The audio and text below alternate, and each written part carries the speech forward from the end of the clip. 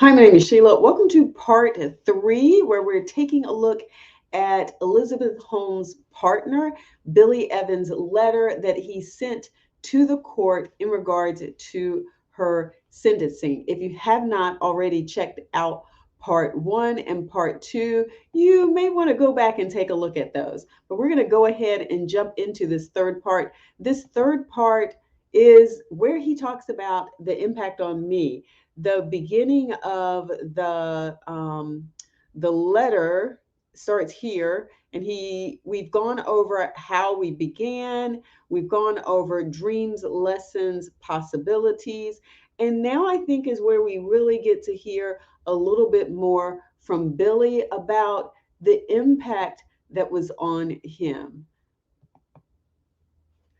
And I need some glasses on. Liz has had a positive impact on me in countless ways. She built me up and gave me strength to do that which I couldn't have imagined otherwise. She has taught me a patience with others and myself that I would have previously dismissed as unnecessary and soft. Liz is infinitely patient to the point I often need to remind her to voice her own wants or needs in situations, otherwise, they go unnoticed. Her selflessness knows no bounds. While we have been together for 5 years, I'm still left amazed by her capacity to always put others first. Just last month, our whole family contracted COVID. Liz was pregnant with 104-degree fever, and our son, Liz's parents, and I had temperatures in a similar range. I focused on my health, the health of my family, and cooking healthy meals to help us all fight the bug. I put work on hold and focused on family. Liz, on the other hand, took on an extra 12-hour remote shift for the crisis line she works on, all the while tending to our son's every need. Her health continued to decline, and the OBGYN suggested a trip to the ER given the state of her pregnancy. This too didn't stop Liz. She continued her work on the crisis line through the entirety of her hospital stay and took multiple calls from women who were grappling with the greatest trauma of their lives. Liz did it without thinking because they were hurting more than she was, because it was, quote, the right thing to do, unquote. Her willingness to sacrifice herself for the greater good is something I greatly admire in her. I have never known her to put herself first in any action over the 5 years we have been together. Never once. It's always the last pieces of her favorite chocolates for a house guest, an hour to advise an aspiring female entrepreneur just days after giving birth. In reading these letters, you will come to realize how Liz is the go to person for so many that are dealing with life's hardest moments. So many have leaned on her during their hardest times, and she gives herself without hesitation to anyone in need. So much of what has been written about Liz is untrue. While I would posit nearly every negative attribute I have read about her is false, so are many of the positive traits that are mixed in with those common misconceptions of greed and self centeredness. Liz has been called an incredible salesperson, that she wooed investors, partners, and employees with a sales pitch so compelling that they couldn't help but to be involved. The truth is stranger. Liz has no ability to, quote, sell something, unquote. She simply believes in things which with such depth that it is alluring. She believes deeply in her life's mission. Liz is not a traditional natural born leader. She is more of a zealot than a showman. She believes with religious fervor in the capacity to make the world a better place and everyone around her just so wants that one truth to be possible, we end up believing in the impossible alongside her. I love these qualities in her. I love her selflessness, her belief in what is possible, her trust in the goodness of others. And yet, these same wonderful things that are so fundamental to who Liz is are also her fundamental weaknesses. She is gullible, overly trusting, and simply naive. When we first met, she let me in more than she should have. She trusted someone who could have very well had nefarious intent. I saw it time and time again how these things worked against her. She would be invited out with a group of new, quote, friends, only to be left the bill. Liz wouldn't mind. She would happily pay, seeing it as a way to give her friends an experience. People would seek her out, befriend her, and use her for her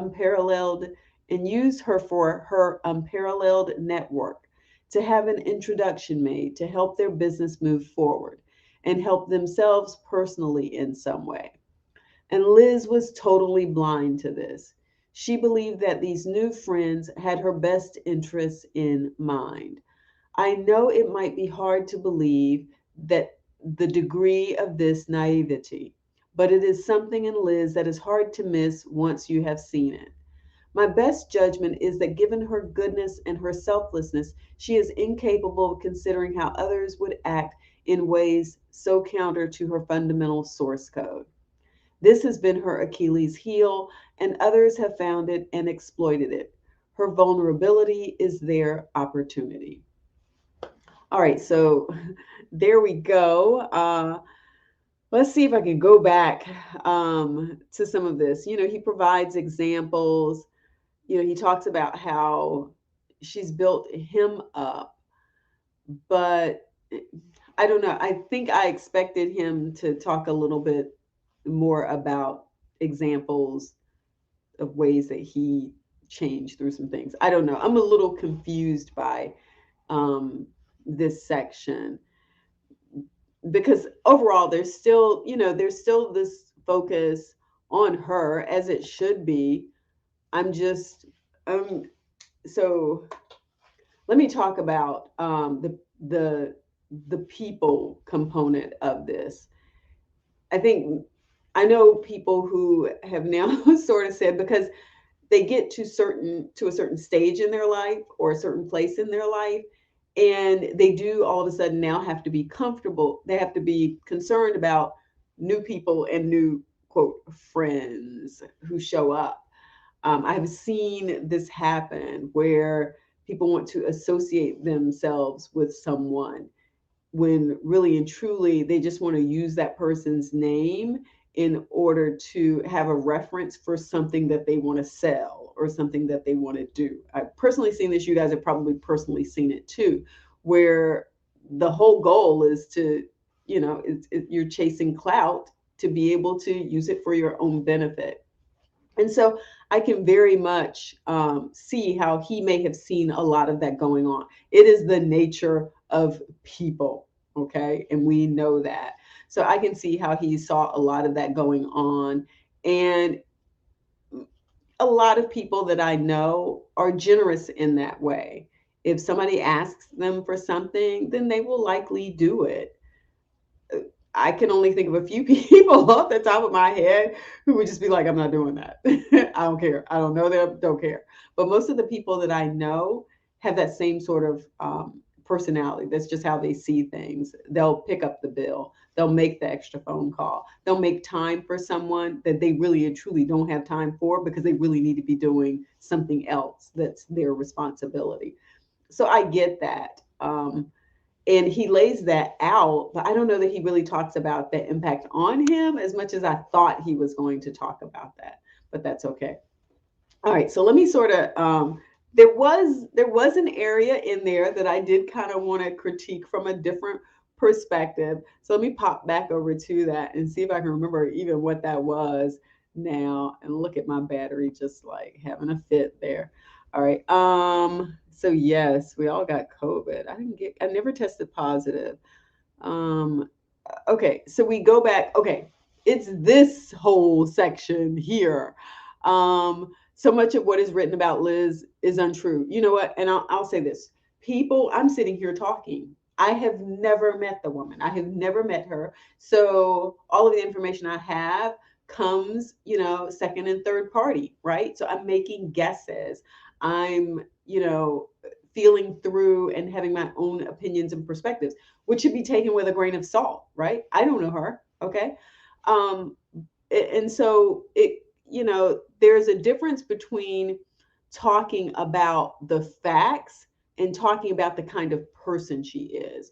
So this can actually be broken up, okay? To say, some of those things where she did certain things or said certain things and they'd sound bad, if there were factual statements or there were behaviors and you can track those down and those are true, then they're true, even if they're things that may not sound good to people. Okay, they're still true. It's the judgment that we put on people because we don't know her. That I think is more of what he's talking about here. So I am just not going to get into that anymore. But I do want to talk about this sales pitch and this ability to sell because his, his idea of what selling is, personally, I would think that the best sellers never have you thinking that they sold you something.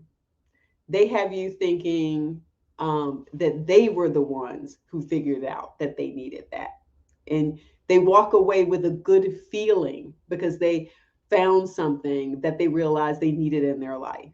And maybe, it fits their budget and maybe somebody else in their family is going to be happy. Anyway, they don't walk away feeling like they've been sold by some slick person. And so that's why I was reading this thinking, that's charisma. That is a skill for people to be able to sell you something and you don't realize you've been sold. I, I hear so often the word scam used again and again now. A lot of people feel like they're being scammed on so many things because it's like, well, I had this understanding I was going to get this and I didn't get that. I got something else entirely different, or I was told that this was going to happen. I paid for something. I didn't get what I, paid for. These are all scams because I've set up my expectation here based on the intentions and based on what this person presented to me, and it didn't live up. And now I'm mad. But he says here, Liz has no ability to sell something. I don't really agree with that because I think the best sellers never have you feeling like they have an overwhelming ability to sell. We call it other things. We say they have personality. We say they have charisma. We say they're so authentic and down to earth. We give them other names and characteristics, and we don't really label those things as selling. Okay. And yet we walk away with a new car or a new blouse, or we walk away, giving that person our vote. Even politicians are selling something, even if it's nothing but selling you a brighter future, and you buy into it based on, whether you feel connected to them. Remember, there's that whole, know, like, and trust scheme. Okay. If we know somebody, we like them, and we trust them, we aren't going to feel like we're being sold, right? We're going to feel like we have a relationship with them. We're going to feel like we're connected to them. And then we're more likely to listen to suggestions that they make, information that they give. We'll seek them out when we need referrals. If they're running for office, we're going to feel like they're one of us. And we're never going to be sitting back thinking that we got sold. So I probably disagree with that statement a little bit there. But that's pretty much it. Summing up part three, hopefully part three gave you a little bit more insight into his thinking about the impact on him, some of the things that he saw her do with other people that led him to have a certain perspective about who she was and the kind of person that he wanted to be. So give the video a thumbs up and don't forget to subscribe and stick around. Check out the other videos on this subject. Peace.